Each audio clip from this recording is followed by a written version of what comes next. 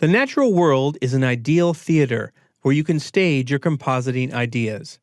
If you photograph landscapes, it's quite possible that you already have many images in your archive that could be used as potential backgrounds or stage settings in your compositing projects.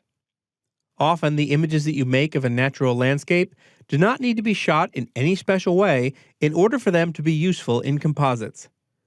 But sometimes it helps to tap into the compositing mindset to find ideas for photographing landscape elements or for recognizing images that may already be in your archive. Skies are a common element as part of a background in composites, or in some images, they can even serve as the primary subject. They can also be used as texture overlays with layer blend modes, such as this image, which is used here as an overlay on the photo of the door. When you're photographing skies for use in composites, try to keep in mind perspective and angle of view. For example, this photo was made from the window seat of an airplane, as was this one.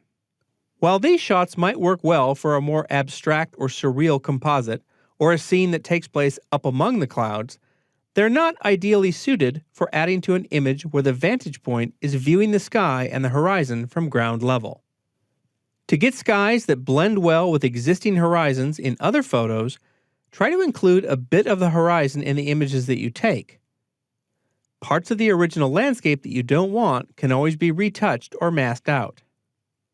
When the opportunity presents itself, by all means take advantage of big sky landscapes that offer an expansive view of a far landscape with great skies.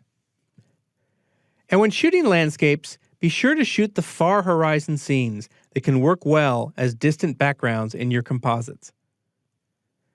Landscape scenes with clear foreground areas can serve as a set where you stage or enact the story of your composite. And that brings up one of the core concepts that I apply when creating composites, that the landscape or the background scene that I use for a composite is a stage where I present the play of the composite image that I am creating. When you're photographing water, look for scenes where the water can be easily separated from the rest of the scene, and then added to a new composition. In this example, the seawater rushing under the arch was easily integrated into another image. Take advantage of structures that are already in the water, such as rocks or bridge supports. These can be used as foundation structures that you can add new elements on top of. The existing structure in the water provides something that the water is interacting with naturally and creates a more believable result, as you can see in this image where I added a tree onto the rock. Or in this image where a medieval tower was added onto a sea stack. Here's another example of that concept. Waves breaking around a rock in a long exposure are used to create the turbulent water around the tail of a strange metallic sea creature. Take advantage of distant views of the ocean, especially when there is good light and cloud action.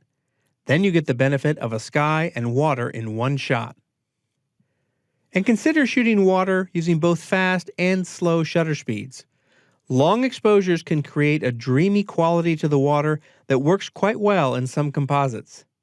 This image of surf washing over a rock ledge was shot with a 2-second exposure.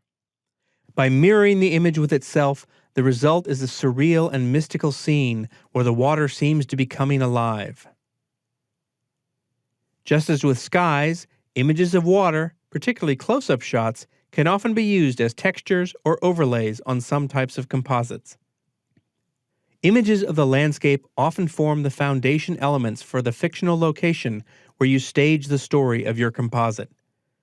By continually adding new photos of landscapes, skies, and water to your library, it's more likely that you will have the necessary image elements on hand when the compositing muse speaks to you, allowing you to get right to work to bring your ideas into reality.